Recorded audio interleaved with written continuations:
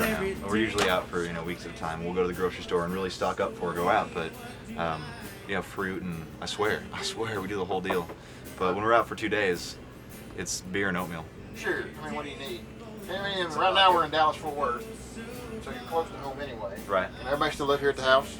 I say Dallas-Fort Worth, I mean in the house. Well, 3 of us. I'm about 5 miles. John lives in Dallas. Right. I live in Fort Worth. James lives in Meridian, which is near Waco. Right. And Chris lives Down in Austin. Austin. Oh, okay. Yeah. You're down Yeah. Now we're split all So over the... Spread out. Not too long ago, you guys signed a deal with Universal South. Yep. What was that day like? It was a good day. I bet it was. We were lucky. Like everything that came out of that deal, they came to us. When It Rains was on the charts on its own, and so we had already made. We had recorded all but a couple songs for Jet Black and Jealous, so it was one of the easiest transitions, and that's what was so incredible about it, because you hear the horror stories of labels coming in and trying to change you and do this and that. We got to do what we wanted, and we've had a lot of success with the sound that we've shot. City folks, hey, look at me, my shirt and jeans, you make me think. I think the one thing that's in there that it was not a big deal to us, but I think for some bands that are put together or don't really know each other, aren't really best friends, is that that contract in a way ties the 4 of us together a little bit more, just contractually and written down. But we've always felt that way, so it's not really a big deal. From doing this thing way back when in North Texas, and honestly, way back when is not too terribly long ago. It's getting to be almost a decade now, man. 8 years. Isn't that crazy that it's been 10 years? It is. And it doesn't seem like 10 years, does it? No. What does 10 years seem like? You can talk about it like that. You can really quantify that. Okay, yeah, sure. You know what was a really cool day, and I couldn't tell you anything about the day that we signed our contract. Maybe it's because we were had in a lot of Austin champagne. doing beer bongs. Oh, that's outside. right, we were. That's right, yeah. Out of the bus. You remember that? I do remember. I'm glad you The did. first part. It was like 3 in the afternoon, and it's like a day festival in Austin, and there's a couple buses lined up, and everything's really quiet, and you see some kids walking around. You get to the Eli Young Band bus, and there's beer bongs hanging out the window. It's like a fraternity house or something. Beer bongs hanging out the window, us screaming, drinking, slamming champagne because we just signed a record deal. That's awesome, man. People walking by like, who are those guys? Right. Like the police officers were just kind of like, everybody stand back. And they were letting us do our thing. It was kind of like, it was really cool. It was a nice invincible day. Man. But what was really a fun day, not to go back to the past too much, was the first time that we heard ourselves on the radio. So we rushed out to the car. We got some calls and we rushed out to the truck and turned that shit up. I was sitting at my Can I say that? Amen. I was sitting at my kitchen table, and actually Did you record it onto a tape?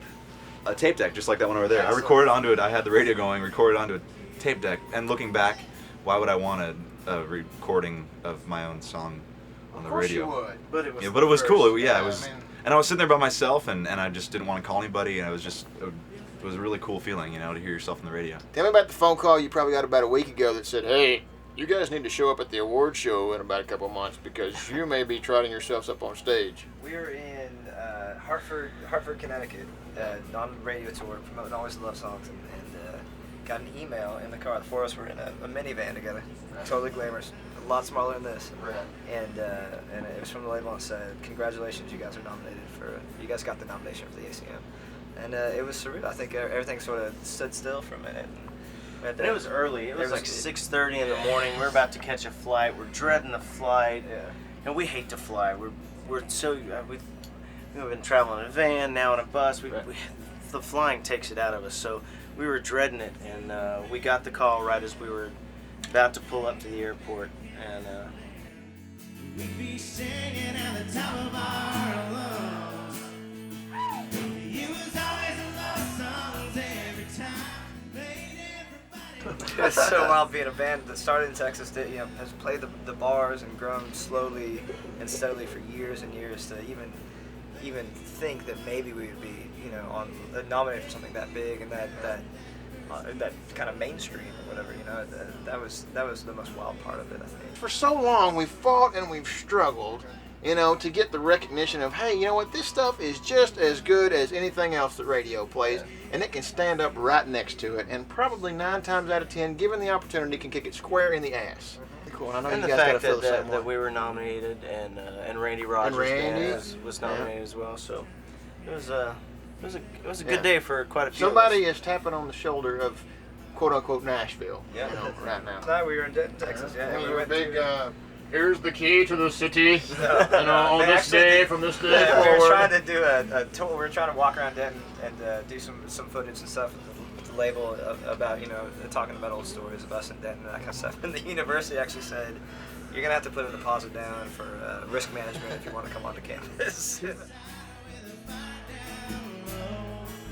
It helps a girl real close. Made you wanna love the one you were with. Gave you the courage for that first kiss. It was a love song. It hasn't been easy. I think our sound is it's working on mainstream radio and a lot of the PDs and once they put it on the radio, the listeners, the people react to it. Right. But convincing them that they need to play it is the hard part because we are left of center. And that's what the Texas music scene is all about. God bless anyway. you. I just want to hug you right now. 'Cause So, Texas is such a great music scene as a state, and surrounding regions. So it's not just Texas, but if you want to call it that, you can play. I mean, there's just so many places to play. It's hard for us to find the time to go and play everywhere else. That's the struggles, and I think that's part of what we're trying to do right now. That's why we're never home. It's why this is home now. This is home and airports are home, is because we spend our days off going and talking to radio stations and just telling them who we are. It's hard. This nation's huge. We're learning how big. We spend 1 week in Portland, Maine, the next week in Portland, Like a whiskey and coke, double to the top shot. We're going down there. hopefully, with what we Never do, ask for a lot, like Pat never did need for us, much. A good-looking lady who can drive my Randy truck. Rogers, everybody that's Not going out. afraid to admit Hopefully, I'm a small town kid. everybody behind me. everyone that called us really and Don't you worry. they made it possible in the first place. They won't change me. Hopefully, 100,000 miles don't mean nothing to me.